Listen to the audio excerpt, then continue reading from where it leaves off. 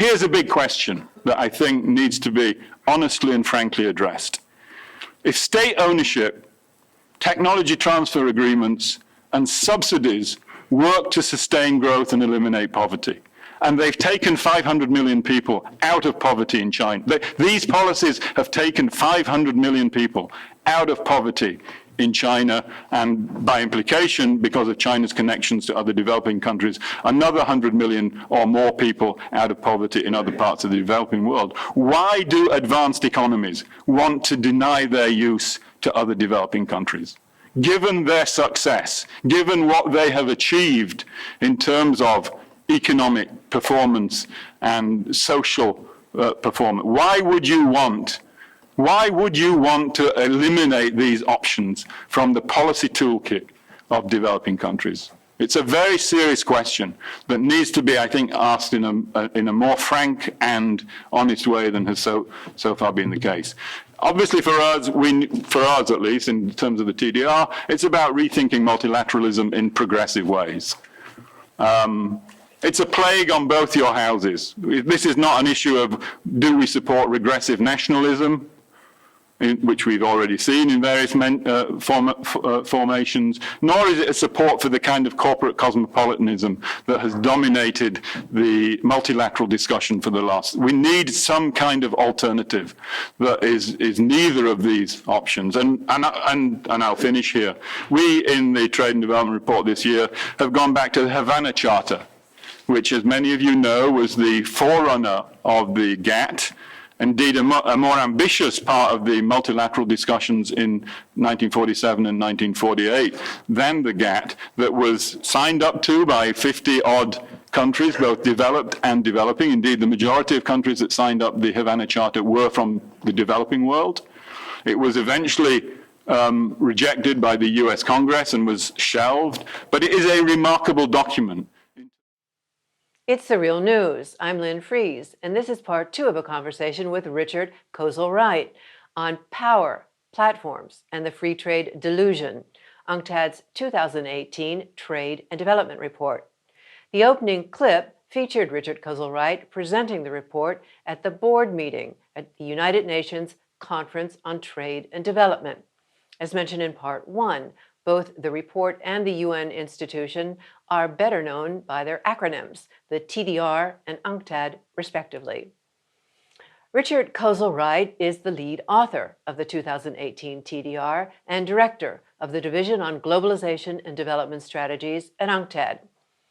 Thanks again for joining us, Richard. Welcome. Thank you.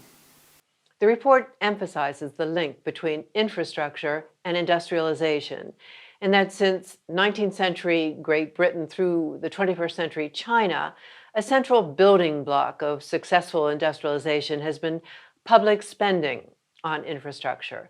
Talk about that.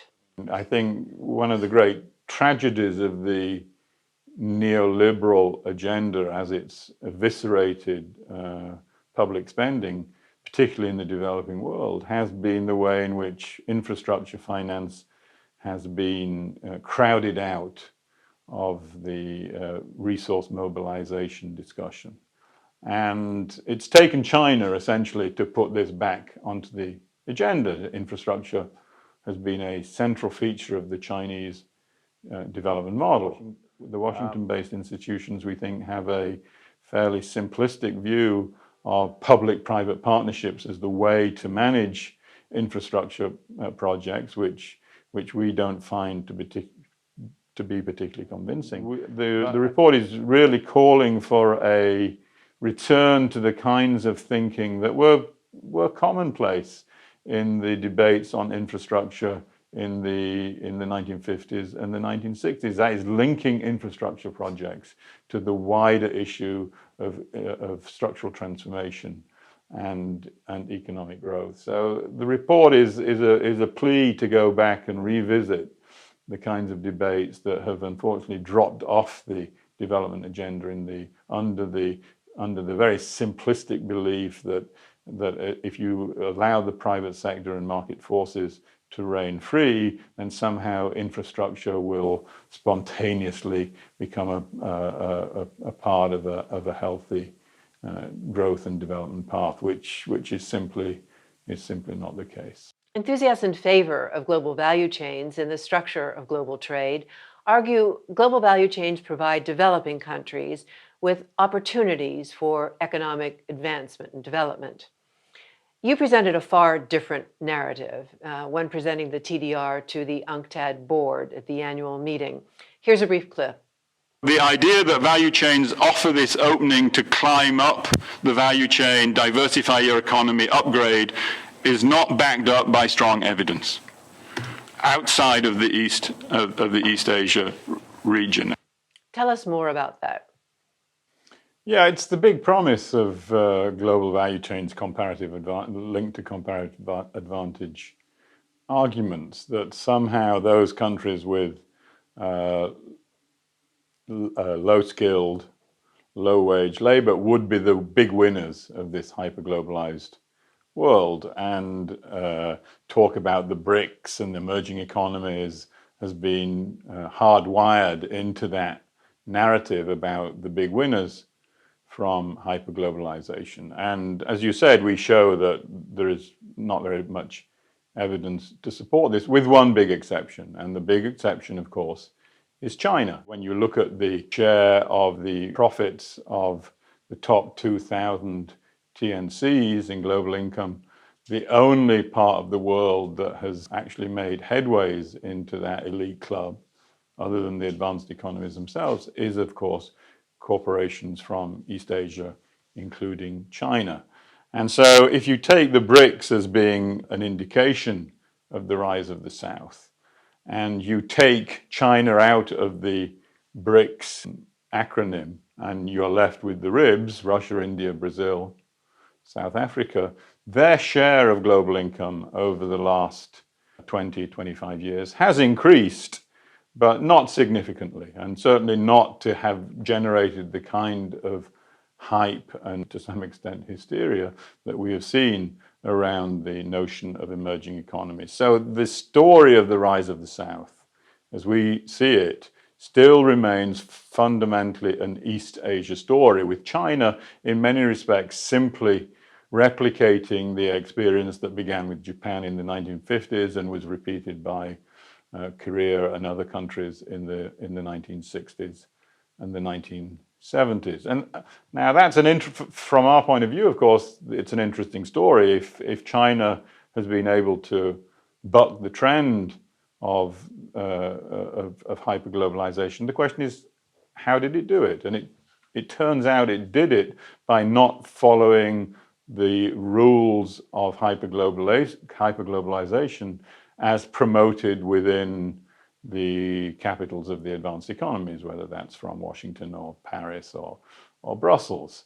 So we know now that the Chinese have been very successful in using industrial policy, including the use of subsidies. We know they've been very successful in using state-owned enterprises as part of their development model. We know that they've been very good at ensuring that if international corporations come to their country to make profits, they have certain responsibilities in terms of transferring technology to the host economy. Now, what is worrying for us, of course, in the current discourse that we hear about reforming the multilateral system, is all the things that worked for China and lifted 500 billion people out of poverty in China, and to some extent even more people out of poverty outside of China, given China's connections with other parts of the developing world. These are the very elements that the advanced economies want to preclude other developing countries from using. So now the endless rhetoric that we hear about the dangers of state-owned enterprises, the problems of industrial subsidies, the problems with technology transfer agreements are on the table for tightening the rules to prevent those being used in the future. And that has to be a worrying trend, given the track record of successful use of these policies in the Chinese case. And it's one of the great ironies here that, The hyperglobalization has been sold to many as a way of alleviating poverty. But it turns out that the only way that it can work to alleviate poverty is if countries have sufficient policy space to be able to make use of its benefits and to mitigate its problems. And now we have an agenda that is trying to reduce the policy space further of countries to ensure that they can't do that in the future. It's a very troubling and clearly hypocritical agenda that is emerging under the rhetoric of reforming the multilateral system.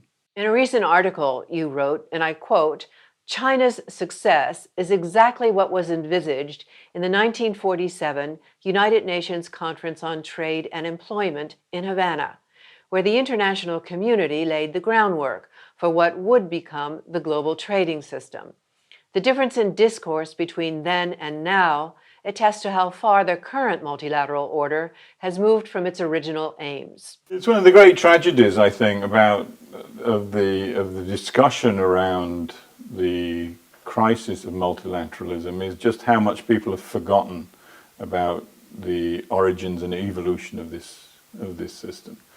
So the current tensions in the global trading system are essentially presented as a threat to a 70-year-old international economic order that was hatched in the late 1940s and was gradually perfected over the subsequent 7 decades. And that's clearly not the case. The kind of international order that was designed in the immediate post-war period essentially died in the late 1970s and the early 1980s when policymakers in the advanced economies gave up on full employment as a central goal of their agendas, when financial markets were rapidly and in many respects recklessly deregulated, when the idea of a mixed economy became a dirty phrase in which the public sector had a central role in the organization of a healthy and balanced economy. So that order died in the late 1970s and early 1980s. But one of the high points, in my opinion, of those early negotiations was the Havana Charter. 55 countries that negotiated the Havana Charter, or 50, 53, 54, signed up to that in 1948, so 70 years ago this year. The majority of those countries were actually developing countries, so it was a really genuine dialogue between the North and the South that gave rise to the Havana Charter. And of course, the Charter eventually died when the U.S. Senate, the U.S. negotiators having originally signed up to it, but when the U.S. Senate essentially killed off the Charter at the end of the 1940s, early 1950s, and all that remained were the GATT rules that became the basis for structuring trade rules in the post-war order. I just want to give viewers a very brief overview of the chronology of the history of the multilateral trade system that you're going to be referring to. So from 1945 to 1947, over 50 countries began to create an international trade organization, the ITO. And in 1947 in Havana, 56 countries started negotiating the charter for the ITO. And the final act of that charter, the Havana Charter, was signed in 1948 in Havana. But the Havana Charter and its policy goals of full employment and domestic industrialization for structuring trade rules in the post-war order, as you said, got shelved. The International Trade Organization, along with its charter, the Havana Charter, was shelved. Instead, from 1948 to 1994, a provisional arrangement, the GATT, the General Agreement on Tariffs and Trade, was the only multilateral instrument governing international trade. And as you said, the GATT rules became the basis for structuring trade rules. The last round of multilateral trade negotiations under the GATT, the Uruguay round, was from 1986 to 1994. The Uruguay round led to the end of the post-war order governed by the General Agreement on Tariffs and Trade, replacing it with the creation of the World Trade Organization, or WTO.